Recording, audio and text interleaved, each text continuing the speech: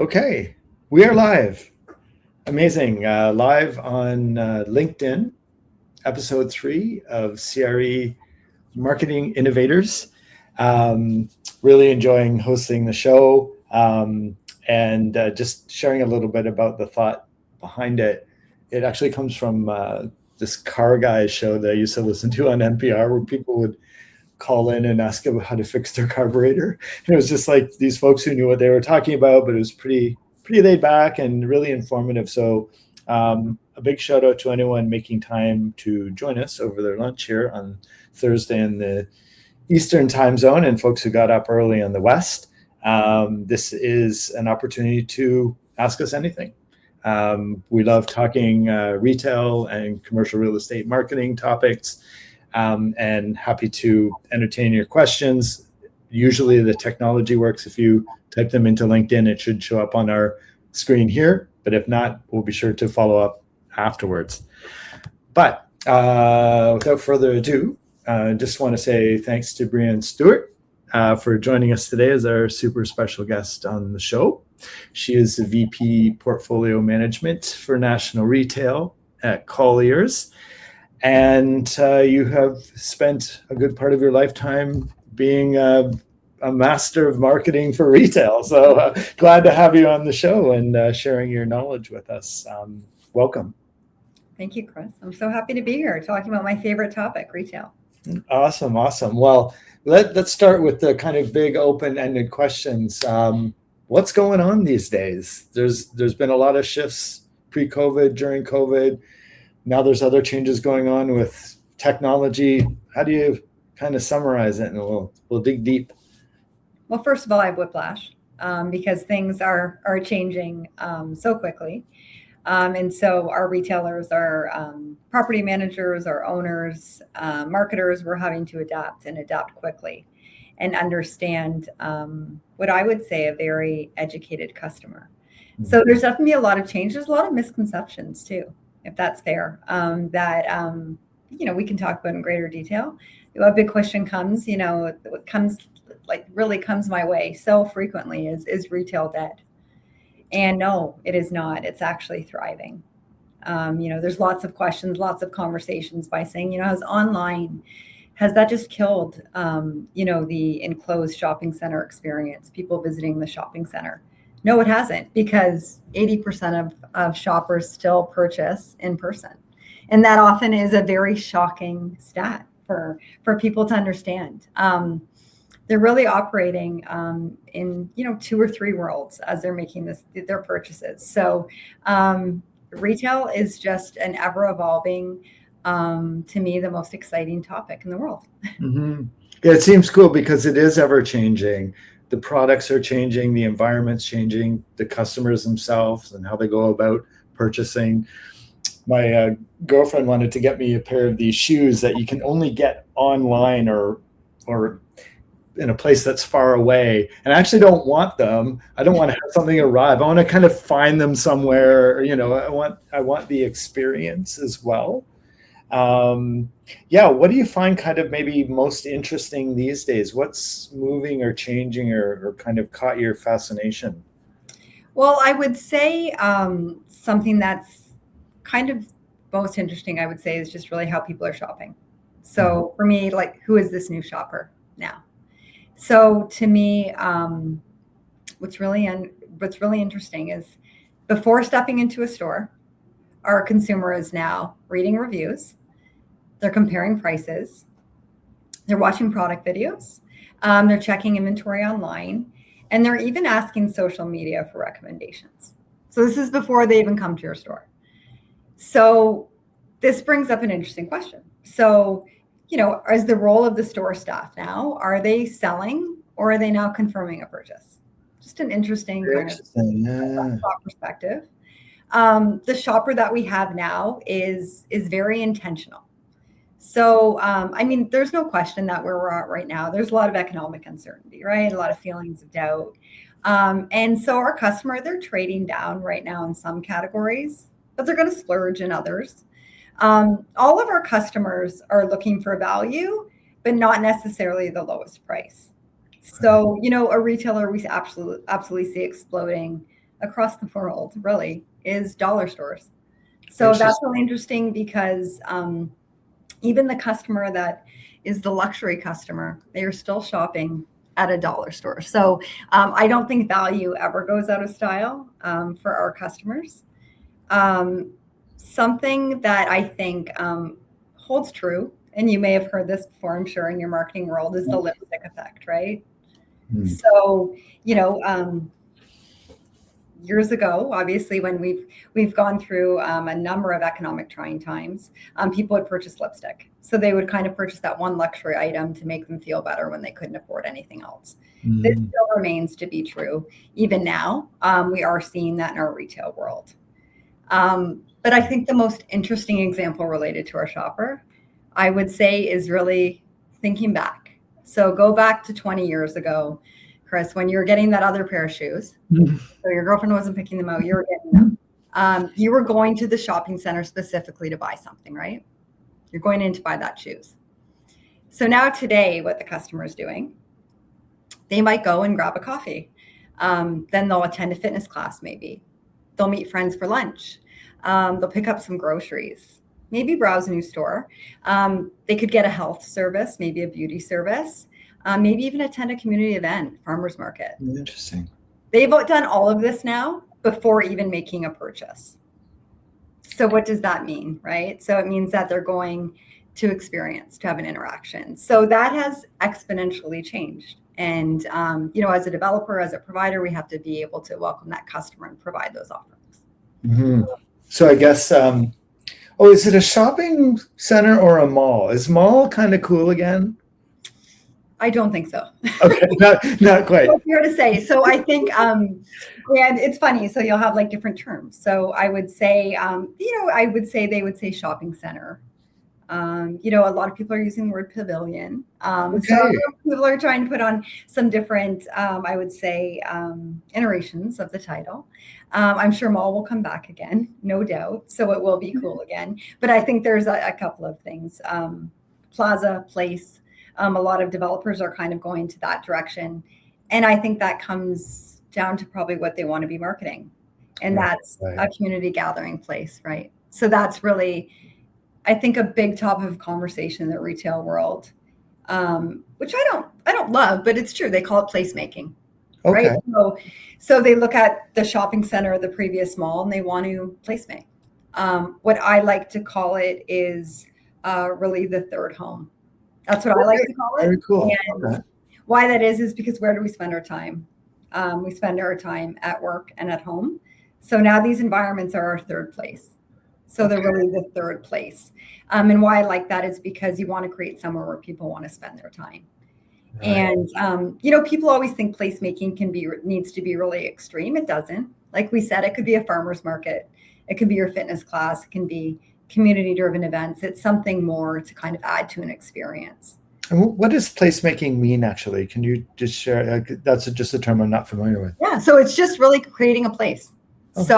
So what happens is really as developers look to the fact that they had to really kind of evolve to a retail only kind of, I would say, makeup of our properties. Just like we said, we knew that they weren't coming just to shop anymore. Right. So we had to provide a whole bunch of other activities, initiatives, uses in order to enhance their stay, have them come back, repeat visitations, all of those things. So that's how placemaking was essentially created. Okay. Yeah. Interesting. I was just going for a little walk. I live down in the Esplanade area and I was walking down to the waterfront and I noticed that there was a whole bunch of retail in the ground floor of some new condos that I had never even seen before. And I was reading some of the hoarding up on a couple of the buildings are new and they don't have a retail tenant yet, but they were actually calling that cluster of buildings a planned community. And it kind of bonked me in the head. It was like, you're right. Everything is here. There's a grocery place, a barber place. Like you kind of hang out, I guess, shop, play, and stay is what they would say in kind of BIAs and things like that. But everything was central to that area. Kind of interesting. Yeah. Yeah, so you're going to see more of that. I mean, we're seeing that you saw some great developments be built downtown. And, that's under their intent is to live like live, shop, work, right? Right, You right. know, you're going to have all those experiences kind of within one. So it's going to be restaurants, it's going to be smaller QSR, food and beverage, it's going to be activities, it's going to be health, it's going to be medical clinics, just so you can really essentially be doing everything all under one roof, living there, Right. building a community, having activities, having events. And you know, we see some developers do this. I would say, you know, I've had an experience as such. You know, we built the first food market in an enclosed shopping center, in one of my roles, and so that again was to connect with the customer, have them stay longer, be able to incubate new tenants, local tenants, create local flavor, and really differentiate ourselves. So you're going to see elements of that, I think, really in every shopping destination. We're going to start to see more of that, an integration of food, beverage, and really kind of lifestyle. I think that's the biggest evolution we're seeing. We're seeing retail kind of evolve into lifestyle. Right. Yeah, that makes sense. I was just at an event last week downtown, and it was in a space, I think Portland and King, and there was a whole indoor food court in there that I had never even seen before. And I've lived in Toronto my whole life. Like, things are really changing, and it was kind of a bit upscale. It's had a fairly unique aesthetic experience going on, and you could see how all of that was coming together. There was a condo on top, some retail in the middle. Folks ask me when I talk about commercial real estate and shopping centers, are properties moving towards this idea of building out living spaces on their property? Is that a trend that's going on? Or because I kind of hear people talking about that, like, why not just build a condo building right in the middle of the shopping center and here's your instant community? But I'm not sure if that's a thing or not. It absolutely is. So, you know, working in that environment, shopping center developers, they're master planning 25, 30 years out. Okay. And, you know, it's interesting. What does that look like? There are condos on site. Absolutely. You'll see some markets with higher density moving faster to that, in that direction than others. Absolutely. It's going to depend on what the demand in the market is. So, but that's absolutely a focus on the future. You know, an interesting question that comes up when we're looking at that planning is we have these huge parking fields. You know, in 25 years, well, you need those parking fields. That's to be determined. So it's so interesting when we look at our, you know, really the future retail landscape. It absolutely, in a lot of these large enclosed shopping centers, the future will be people living on site, no doubt. Okay. Yeah, I'm just wondering about that, as well as I imagine the amount of footprint dedicated to parking versus the actual shopping experience. I'm sure there's some innovation that could happen there to make use of that. Yeah, and I think when they're looking at that and evaluating that, you could see the parking underground. Yeah, that could really kind of help, you know, speak to that requirement of parking. interesting. So I guess I'm assuming part of your role is helping strategically kind of plan out the retail mix inside a center, and how does that all work with the unique folks that are in that area or making a trip to go to that property? What are you finding as kind of a part of that new strategy of satisfying a shopper through the different, I guess, new merchants and experiences within the property itself?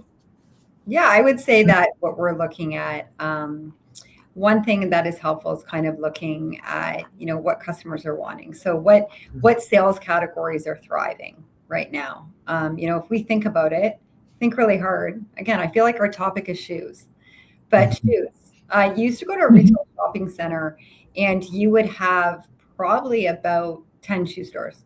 Yeah. Right. Okay. So now you have tenants, retailers that they carry shoes. They carry shoes in their environment already, right? They carry it in their department store. So we're seeing that that's not as much of a requirement. So we start to look at what categories are really growing. So food and beverage are absolutely growing. So we're seeing from that perspective, health and wellness. So that's another area that you're going to see from med spas, et cetera, but also just longevity in general. I think we're really going to see the longevity market just be of great interest in just health in general. So that's an aspect that's really populating our shopping centers. And one thing that we saw really explode, and you're going to see more, is the beauty market. So you're seeing, anyone from the ages of 8 to 80 investing in their beauty products. And so we did see the arrival of Korean beauty. And so, we saw. Are those the face mask guys? Yes, absolutely. Okay, I tried one of those the other day. See, so between your shoes and your sheet mask, Yes. you're in good shape. So you're really right on trend. But this is really kind of how we're seeing our spaces evolve in so many ways. And so from a merchandise mix, we just look at, how these tenants exist with each other and how it makes sense from a flow of the traffic of a shopping center and, where we place food, where we place beauty, where we place apparel. Travel and experiences are something too. How do we integrate travel and experiences in a shopping center? And we absolutely do find a way to do that. And so it's really just changing in so many ways. And one thing that we love to do as shopping center experts is we like to have some space for pop-ups. So we like to have space where tenants can come in and test the market and just try new and interesting things. And it keeps us interesting to our customer and our guest. Okay. What is the coolest pop-up you've experienced lately? So I wouldn't say, so the coolest pop-up, I would say I was actually not in Canada. I was in San Francisco recently. And what I would say is that it's something that's interchangeable. So I was at a space, and so it actually had 3 components, which I found really interesting. So for the guest. So, and one component was a pop-up. So one component was, it was a ceramic. It was a ceramic tile manufacturer. Okay. So I got to go see the ceramics, see the tiles, and I got to take a tour. So I was educated. So I was able to go there and I was able to learn all about the experience of making this tile. I was then able to purchase any of their product, which was beautiful. It was amazing. They then had a restaurant / bakery that had a 45-minute lineup out the door that I feel that everyone in San Francisco was attending, which I later read was a must, like you have to do it if you go to San Francisco. And in the middle of all that is a retail store where they're always like new brands coming in, always flipping the merchandise. They have they have a floral provider, coffee provider, all of this happening all at once. And it's always changing and it's always interchangeable. So I would say that for me, what was so interesting was it had a pop-up, a newness, something that I could keep going back to, but then just an experience that was driving really a whole community in this building. Very cool. So it seems like the opportunities for maybe more interesting experiences kind of outside of maybe what you normally think of a mall tenant or merchant, it seems that the properties are more open to experimenting, maybe, trying different things. And I guess ultimately the shopping center wants to resonate as a cool place to be. And that's really based on the tenants and the experiences you have when you're there. When it comes to marketing, how are you seeing the influencer social media person? Are those folks that Colliers would actually be having as part of the team now, or how does all of that work in this influencer type of era? I know, which is, and how I would best describe that would be partnerships. So yes, wonderful. I see. So no doubt, we understand that even it's interesting from, let's say, marketing an asset or a property. We know that social media is really the only way to do that and kind of connect with our customers. So how do we look at doing that? We engage on our social media platforms, but we also do look to our brands because they're doing it and they're working hard at it as well. So is it reposting? Is it sharing what they have? But I think it's understanding, even from a service perspective, right? So we still want to understand what's happening in our assets. A lot of times that's how customers are communicating with us, even from a safety perspective. That's how they're communicating us. So, we have that responsibility of definitely promoting the brands, but we also have, the responsibility of managing an asset. And so, and all the things that come with that. So it's definitely something we utilize, but we do really look to our retailers and tenants to see what they're doing as well, because to be honest, that's where the most excitement's happening. Okay. What the retailers are doing. Right. And it must be tricky just to stay abreast of everything that's going on, because all the merchants have different programs and aspects of activities going on in their stores as well. And how do you keep on top of promoting all of this, and I guess also attributing that marketing effort to the impact on the property, or getting more people? Yeah. And for the tenants, so when I look at from a social media perspective, some things I think about kind of in my role and what I'm doing day to day that I've noted is, we'll have new tenants coming in and they're doing store build outs. So obviously, we take a look at, what they'll be building within our shopping center environments. And what we're finding is now these tenants are building almost a real life Instagram filter. Okay, so a great example is Glossier. Okay, so, again, a beauty provider. Every corner of their store is designed for photo capture. So, their customers can literally generate content for them and share it. So that's what we're seeing retailers do. They're actually building their spaces as such. I think you're seeing again, luxury tenants. They're still going to embrace the pop-up. You see Dior doing an installation that functions more like an art exhibit than a retail space. So we're seeing that some things like that come to light. I think from a social media perspective, something really interesting to think of if you're a tenant is what TikTok has done. So it's essentially rewritten retail demand cycles. So, typically retailers would plan seasonally, right? That's how they would do. But, they have the whole TikTok made me buy it. So now this has turned literally unknown items, into mass market shortages. What a great insight. Interesting. Okay. So now the retailers are faced with they now have to monitor TikTok trends daily to adjust their buying, merchandising in real time.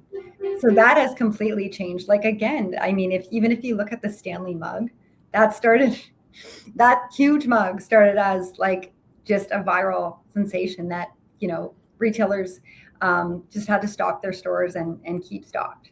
I think another interesting aspect about social media is they really are creating micro trends, right? So how are the retailers responding? They're creating smaller drops. So they're actually creating less merchandise, so they can, because they know that it will change. They have to look at ways to replenish faster and just respond to the changing culture. Okay, so are Labubu still cool? You know what? They probably were yesterday, but they're probably not today. So that's how fast it goes, right? I'm a little behind on the trends, yeah. But I was. You're like me. By the time I share it with someone, they're like, "We're done with that." Yeah, maybe just kind of on a completely different topic is around the long-term sustainability thinking, and Dotfusion is a B Corp. That's kind of part of our DNA. And all of the things that we think about as far as our business goes. What are you seeing properties are embracing from a sustainability perspective? Are there some changes happening? Yeah, I think if you look at the actual function of the building, we're always looking at that operationally from a sustainable perspective, right? If it's with our energy efficiency, if it's how we're building out our stores, the materials we're using, where we're sourcing it. Are we sourcing it from Canada? Those are all things that are done consistently. They're certifications that we work towards. It's definitely a commitment that we have when we're actually looking at the building. But when we look at sustainability in retail, again, it's important and it's responsible, but as well, our demographic, our target customer, they're dictating that. So that's something that's very important to them, right? So if we look at some traits, of our customers, I think you would agree, Chris, that data is power. And so that's something that we are hyper focused on, that our retailers, our tenants are hyper focused on. And what's important to our customer is brands they can trust, that are honest, transparent, that are doing the right thing. Those are all things that are very important to our customer. And something that you're going to see even more of is circular retail and resale. This is something that I don't believe it's just a trend. It's going to continue to explode. You're seeing this to such a great amount in Europe right now, and it's definitely coming our way. And this is where retailers now integrating things like repairs, refurbishment, right? They have trade-in programs now. You can trade in your denim, rental programs, right? Like Rent the Runway.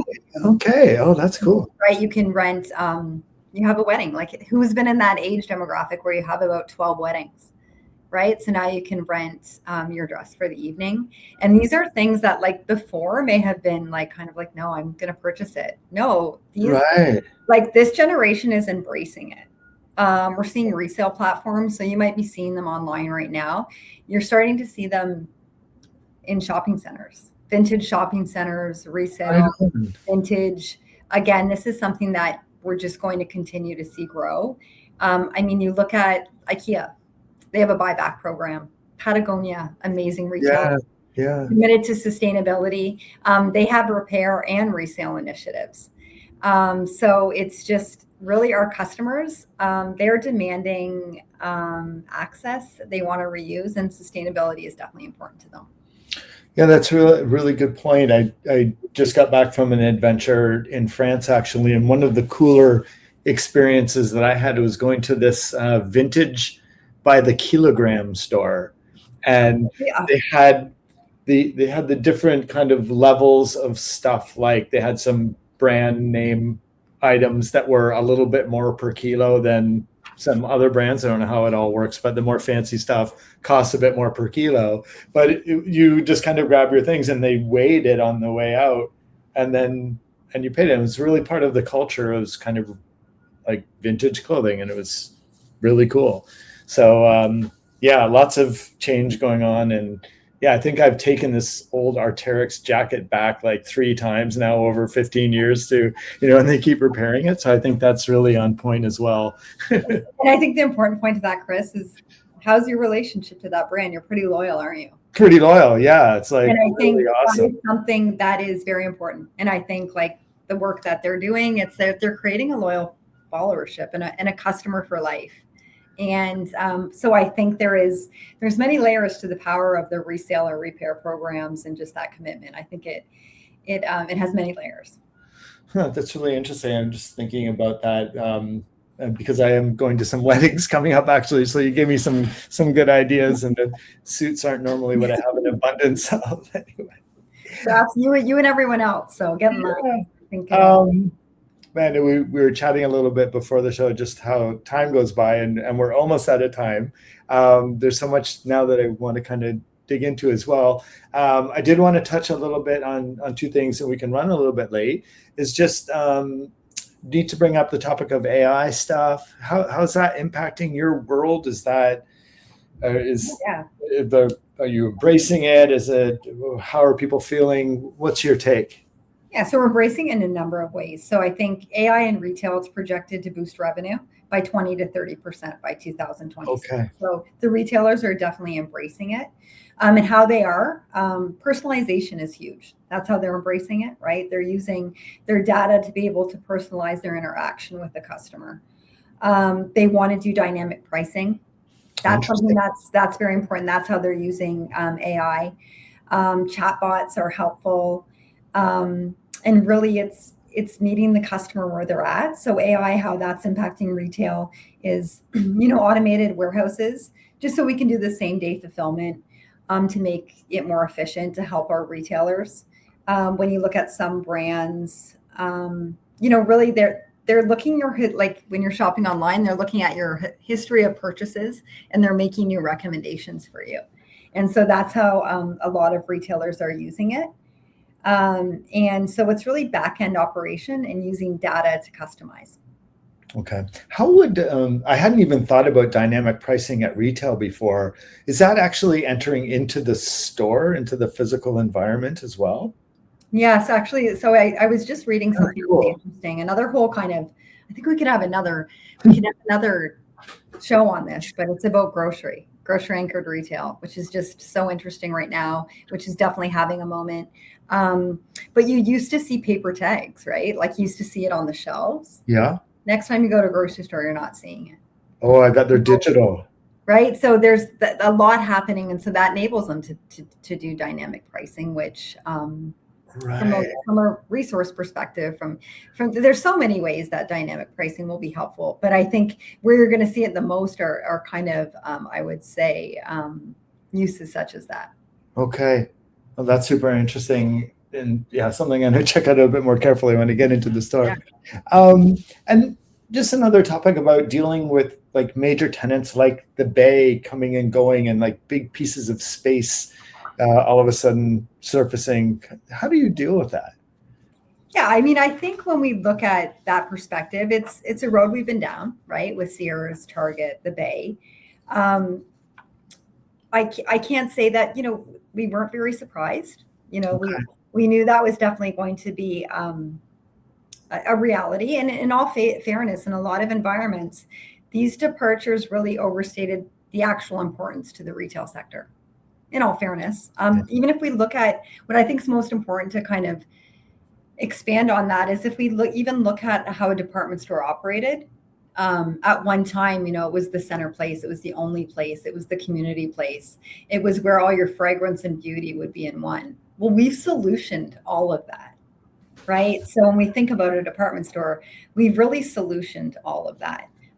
Department stores were definitely important to us for some time and really offered us as community spaces and the place to go shopping. But now a lot of things that they had, we have within everywhere within our market. So I think definitely how we always look at it and how we viewed it and how it was actioned, it's opportunity, right? So this is now where you're going to see these large spaces go into probably 3 uses. And what are these 3 uses going to be? They're going to be uses that will maybe get people away from their phones and get them connecting, gathering, being active. These are the things that we're going to backfill the space with. And I don't think that's a bad thing. Yeah, that's interesting. It's something that I'm an advocate of is quiet spaces. Like just somewhere we can go where there's no noise and you can kind of chill out for a little while and gather your thoughts. I was actually thinking they should do that at the baseball games because it's just a sign of the times where there is no quiet moments during a ball game anymore. Used to be between the innings, you kind of chill out. There's so much engagement going on. And I used to find myself getting a bit anxious at shopping centers just due to the intensity of the activity going on. So I like that idea of kind of, using these spaces for more interesting means, actually. I feel like we just need that in life, right? Like not yeah, even. yeah. But I mean, I think just in life, I think we need to maybe integrate some more quiet places. Yeah, I'm totally with you. Okay, so we're a little bit over. I just want to say thank you to anyone who's made some time during their lunch today to listen in, and also for folks listening in the future. We syndicate through a podcast network on Apple and Spotify. We'll have previews and snippets on YouTube, post the show today. But just like a major thanks to Bri-Ann. Thank you for joining. Super great discussion. And yeah, unlocking a bunch of other things to talk about in the future. And if anyone wants to leave a question on LinkedIn, where we're broadcasting right now, feel free to do so and we'll follow up. And stay tuned for our next episode. Thanks, Bri-Ann. I really, really appreciate it. Super nice having you. Thank you for the conversation. Thank you. Awesome. So I'm going to hit a button here and end things and have a wonderful day.